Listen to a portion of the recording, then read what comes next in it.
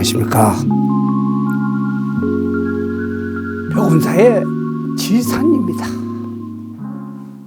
오늘은 한 점 구름 같은 인생 어떻게 사는 것이 올바른 삶인가 대하여 불교 국가인 티벳 사람에게 배울 점을 서술할 겁니다.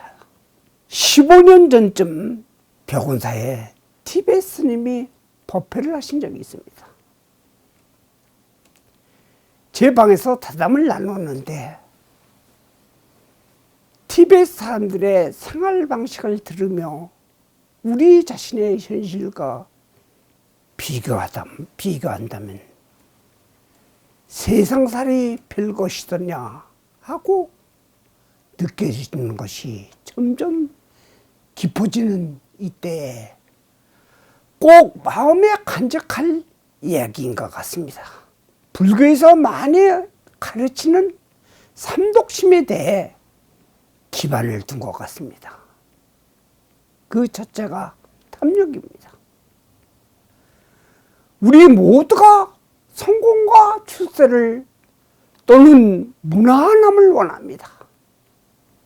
하루 종일 여기 앉아 있다 보면 만나는 사람마다 어떻게 하면 이 어려운 난국을 쉽게 헤쳐나가서 부처님 덕으로 자신의 욕구를 채우려 하고 있습니다. 하지만 티벳 사람들은 성공의 기준을 동족과 남을 위해서 헌신적으로 봉사했는가에 대해서 말합니다.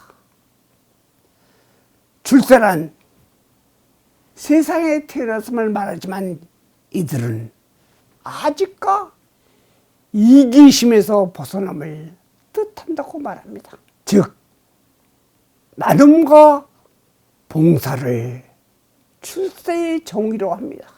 우리나라도 많이 하지만 특히 티벳 불교에서는 절을 많이 합니다. 보통 10,000배씩 하는데 절을 하는 분께 무엇을 위해 절을 하느냐고 물으면 우리나라에서는 하심과 번뇌를 내려놓기 참회, 소원 성취를 위함이라고 하지만 티벳에서는 다르다고 합니다. 모두의 행복을 위함이며 자신의 암안심을 내려놓기 위함이라고 말합니다. 기복적인 행위가 아니라 모두의 행복 때문인 것입니다. 그들은 죽을 때 가져갈 수 있는 것을 재산이라고 합니다. 그러니 세상의 부자는 허상일 따름입니다. 재밌는 유머가 있죠. 저승에 먼저 간 삼성회장 이병철이 나중에 온 정주영 회장에게 정 회장 나 5만 원만 꿔주게 삼도천에 사람 구경 좀 하게. 정주영 회장이 형님도 못 가져왔소. 나도 한 푼도 못 가져왔소다. 했다.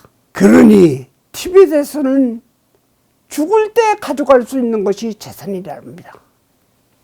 착한 일, 남을 돕는 일, 자기의 욕심을 양보하는 일, 지혜를 닦는 일, 이러한 공덕을 진정 재산이라고 합니다.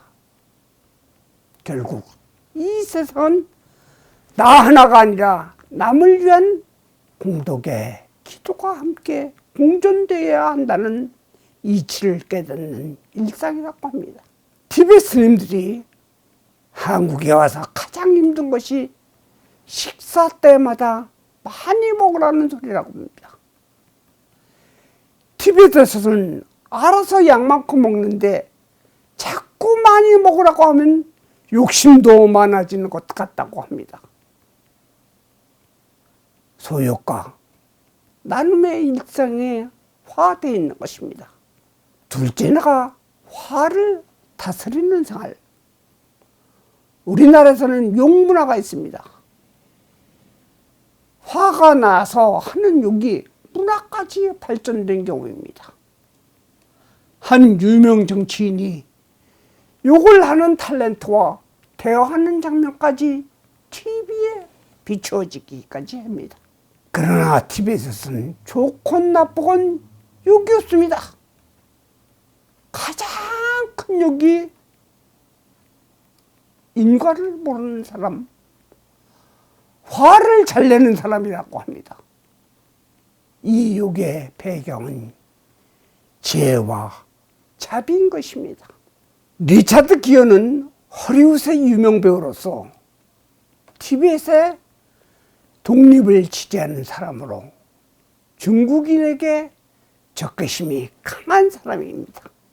그런데 그가 20년간 감옥에 갇혀 온갖 고문을 당하다 탈출한 노스님의 이야기를 듣고 적개심이 눈 녹듯이 사라졌다고 합니다.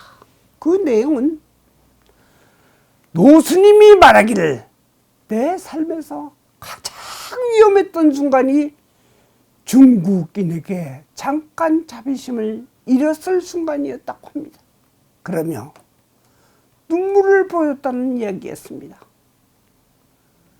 그 스님은 오래 갇혀 고문을 당했는데도 자비심을 잃지 않았다는 것입니다.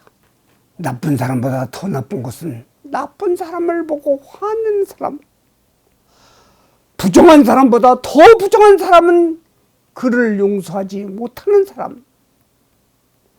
살면서 어려움이 있지만 자기 감정을 자제 못하는 것이 큰 고통 중에 하나입니다. 티베트 사람들은 화를 낼 때 계산을 잘 해라는 속담이 있다고 합니다. 물질적이 아니라 정신, 감정적인 면으로 이 화가 나에게 이득이 되는가에 대해 생각하라는 말입니다. 우리는 언젠가는 세상을 떠납니다. 죽음에 임박하여 자기 앞에 원수가 나타납니다. 그때 가장 큰 원수는 바로 자기 자신이라고 합니다. 자신이 만들어놓은 평생의 업보의 산물입니다. 불교에서는 무지가 죄의 산물이라고 하지만 특히 티베트에서는 가장 큰 죄가 사람을 실망시킨 죄라고 합니다. 우리는 화를 내지 말고 그들을 용서하고 기쁨과 희망을 심어준다면 그것이 가장 큰 복으로 죽을 때 갖고 갈 수 있는 큰 재산입니다. 셋째는 어리석지 않는 삶의 방식입니다. 요즘 한국 사람이 많이 쓰는 말이 문제라는 프로블럼 단어입니다. 이것도 저것도 문제라는 것입니다. 티베트 사람은 반대로 문제가 없다고 합니다. No problem. 말을 많이 합니다. 중국의 침략을 받고 재산을 빼앗고 가족이 세력되고 난민 생활을 하는데도 우울증이나 정신질환을 앓고 있는 사람이 거의 없다는 것입니다.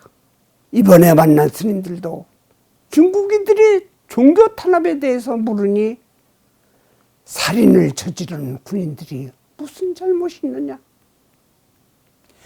명령대로 따랐을 뿐인데요. 오히려 그들이 받을 나쁜 거울을 약하게 덜어달라고 그들을 위해 기도하는 것이 우리의 본분이라고 합니다. 그들은 번뇌와 갈등이 생기면 스님을 찾아가서 고백하고 처방을 받아갖고 온다고 합니다. 우리는 교회나 절에 가서 돈을 바치고 문제를 낳고 사는데 티베트 사람은 문제를 바치고 기도를 받아온다고 합니다. 우리는 절이 되어야 합니다. 우리 백원사에는 마음이 편한 절이라고 캐치플레이도 있지만 사실 절 중에 가장 중요한 것은 친절입니다. 상대에게 친절한 마음을 갖고 있다면 꼭 절에 안 가도 바로 자신이 유명하고 마음이 편한 절이 되는 것입니다. 사는 게 편리한 것이 아닙니다.